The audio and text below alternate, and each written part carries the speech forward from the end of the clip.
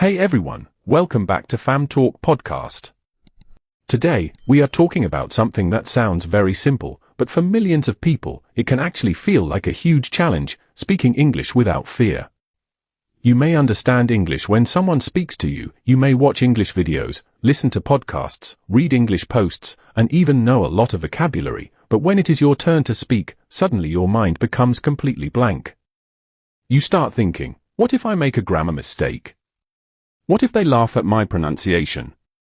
What if I use the wrong word? And that fear becomes stronger than your desire to speak. So today, Selena and I are going to have a completely honest conversation about that fear, why it happens, and most importantly, how you can slowly remove it from your life.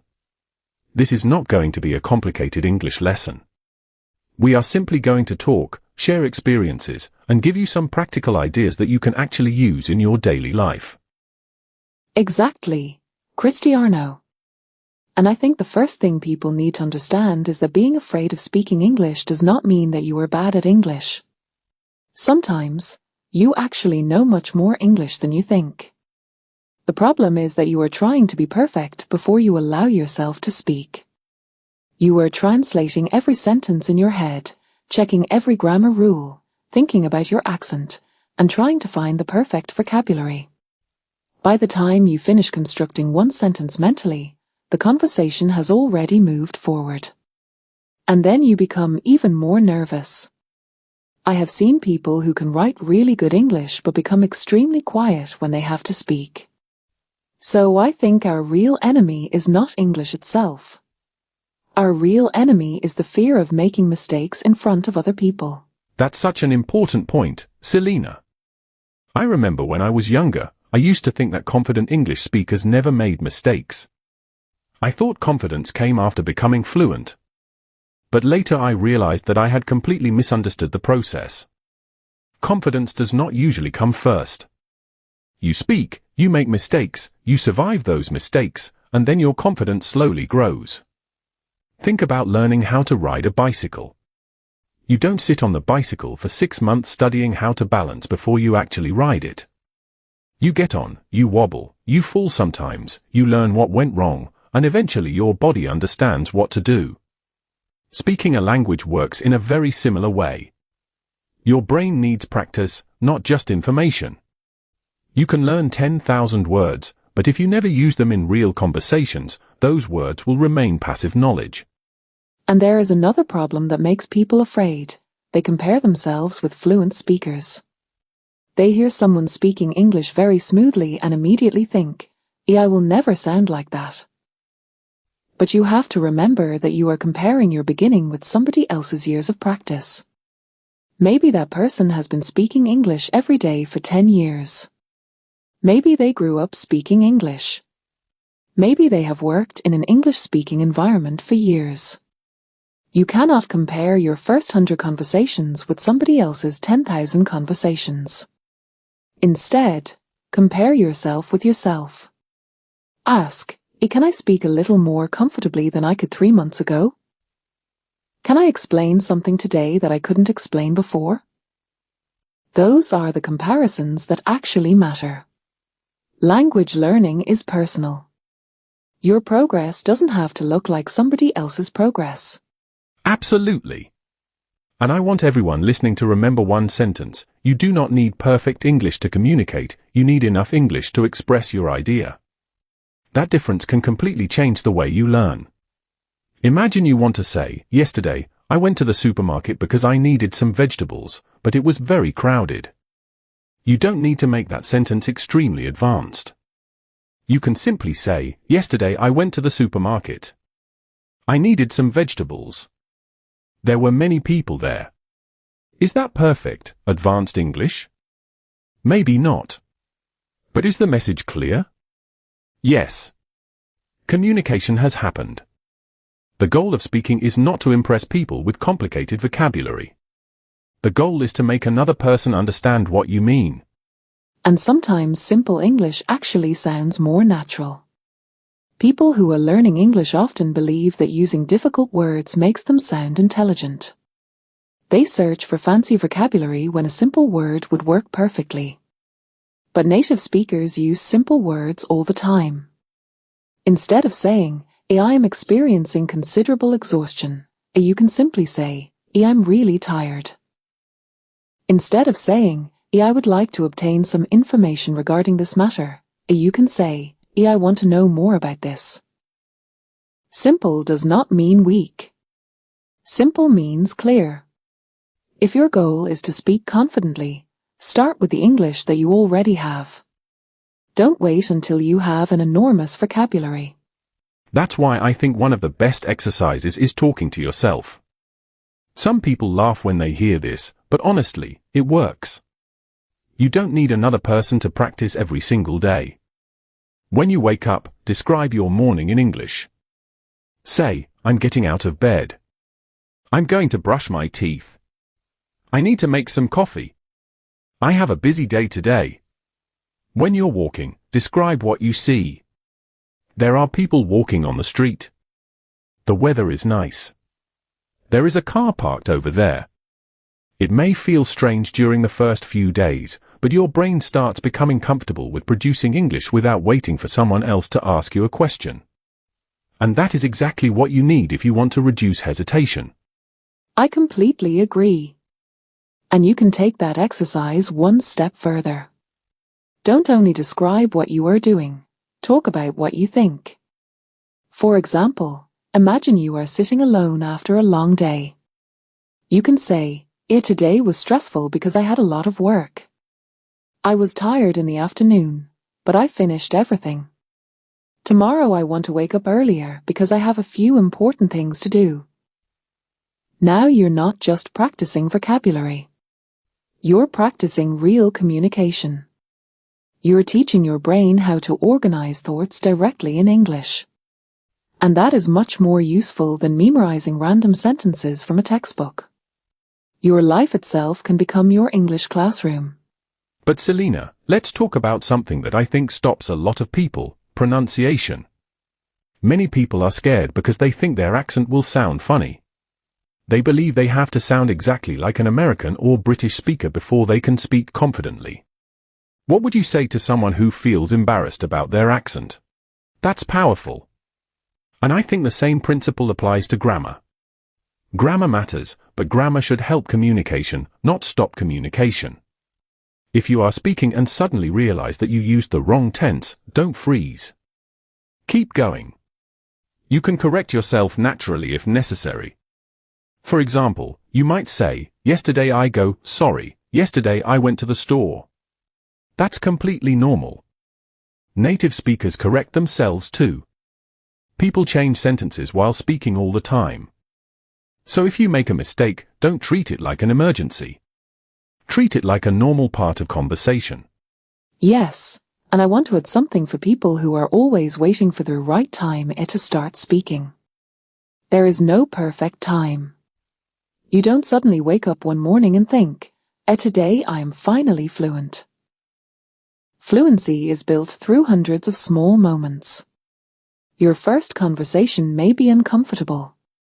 Your second may be slightly easier. After 50 conversations, you may notice that you're answering faster. After 100, you may stop translating every sentence. That is how progress happens. Not through one magical trick, but through repetition. So don't ask yourself, when will I become fluent? Ask yourself, what can I practice today? And let's make this practical. Suppose someone is listening right now and says, okay, Cristiano and Selena, I understand what you're saying, but what exactly should I do tomorrow? My answer would be simple. Give yourself 15 minutes of English speaking time. For the first 5 minutes, talk about your day. For the next 5 minutes, choose one topic: your favorite movie, your job, your family, your city, your favorite food, and talk about it without stopping. Then spend the final 5 minutes listening to yourself. Don't criticize every mistake. Just notice where you stopped, where you translated, and which words you couldn't remember. The next day, practice those areas again.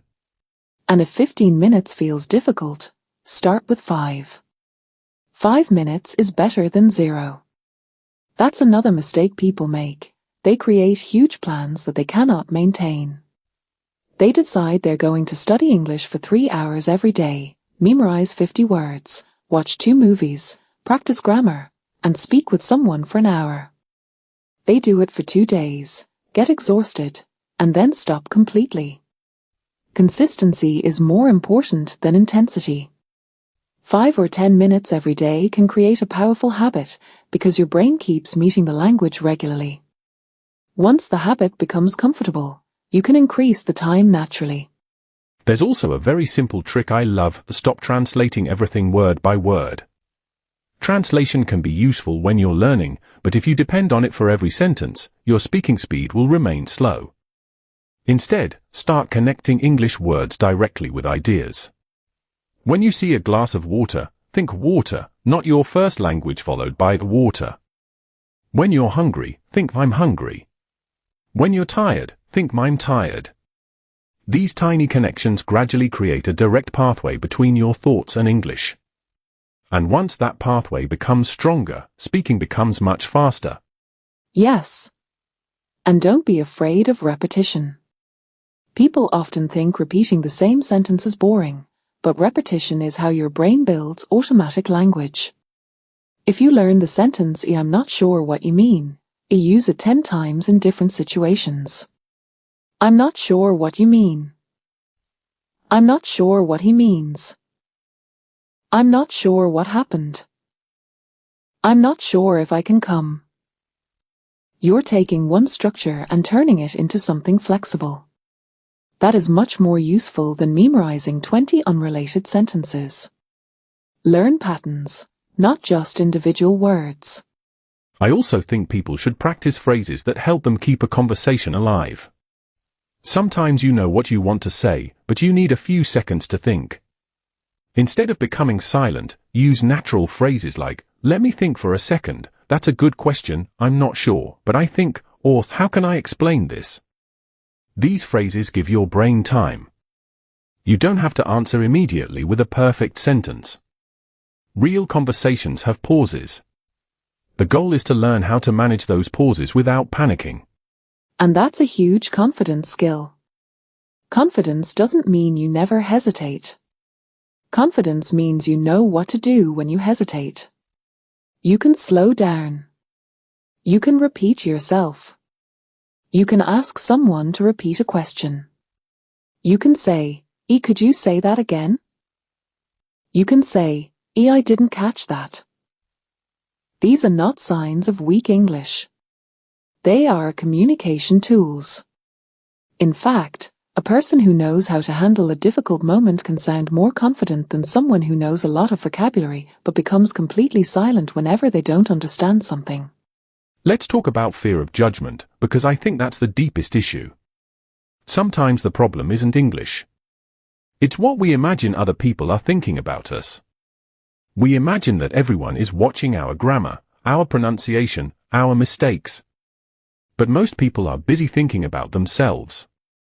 They're thinking about their own job, their own problems, their own appearance, their own plans. They are usually not analyzing every sentence you say. And even if someone notices your mistake, so what? You made a mistake while learning. That's not embarrassing. Refusing to try because someone might judge you is far more limiting. Exactly. And imagine you meet someone who is learning your language. They make 5 grammar mistakes while talking to you, but they are trying hard to communicate. Would you automatically laugh at them? Most people wouldn't. Most people would appreciate the effort. So give yourself the same kindness that you would give another learner. You don't need to be cruel to yourself just because you're learning English. Speak with patience. Speak with curiosity. And understand that every mistake is information. It tells you what you need to practice next. I love that idea. Every mistake is information. Instead of saying, "I'm terrible at English," say, "I discovered something I need to practice." That's a completely different mindset. Imagine you forget the past tense of a verb. Don't become frustrated. Write it down. Use it in 3 sentences. Tomorrow, use it again. If you pronounce a word incorrectly, listen to it, repeat it, and move on. You don't need to turn every mistake into an emotional event. Learn from it and continue speaking. And remember that confidence grows when you keep promises to yourself. If you tell yourself, I'm going to speak English for 10 minutes today, and you actually do it, your brain starts trusting you. Tomorrow you do it again. Then again. After a few weeks, you don't need motivation because it has become part of your routine. That's when things become much easier. You're no longer asking, do I feel confident enough to speak? You simply speak because that's what you do. Confidence becomes a result of action. So, if you're listening right now and you've been afraid to speak English, I want you to make one small decision today. Don't promise yourself that you'll become fluent in 30 days. Don't promise yourself that you'll never make another grammar mistake. Just promise yourself that you will speak English even when you feel uncomfortable. Start with 5 minutes. Talk about your day. Talk about something you love. Record your voice if you can.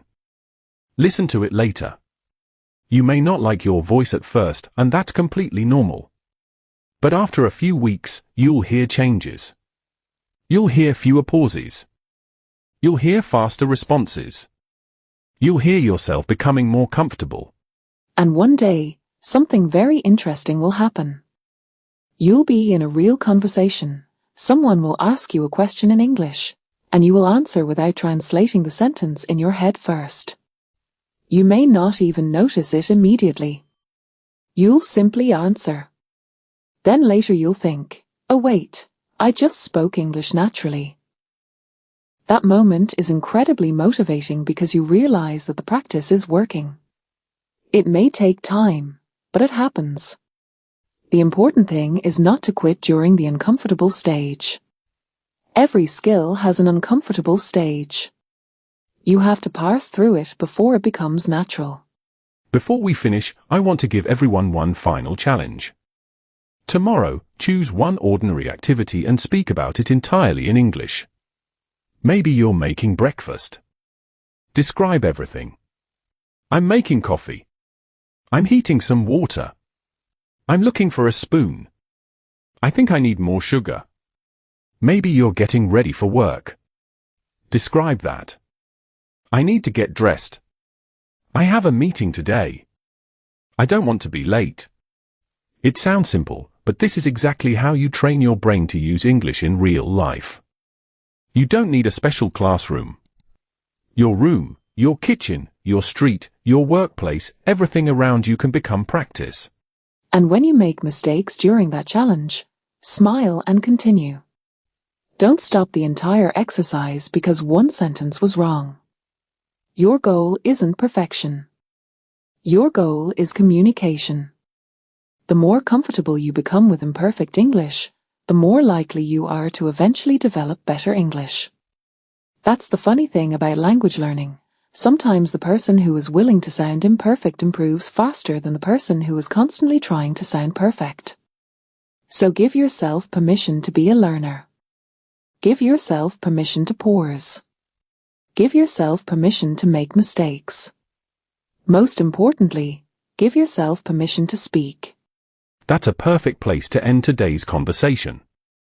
If you remember only one thing from this episode, remember this: don't wait for confidence before you speak English. Speak English and let the confidence come from the speaking. You don't have to know every word. You don't have to have perfect grammar. You don't have to sound like a native speaker. You simply need the courage to start communicating with the English you already know. Every sentence you speak is practice. Every mistake is feedback. Every conversation is another step forward. And don't forget that your English journey belongs to you. Someone else may learn faster, someone else may have better pronunciation, and someone else may know more vocabulary, but none of that decides your future. What matters is whether you continue.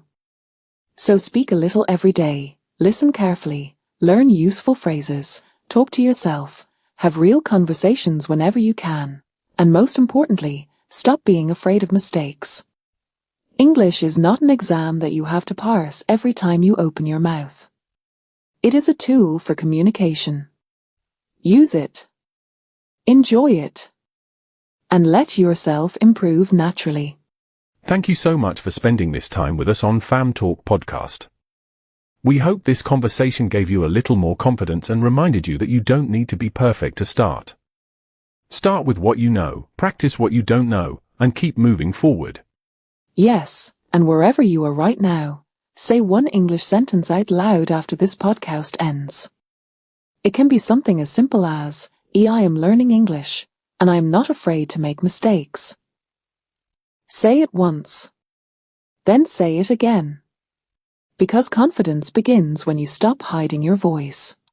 We'll see you in the next episode. Keep speaking, keep learning, and never be afraid of your own voice.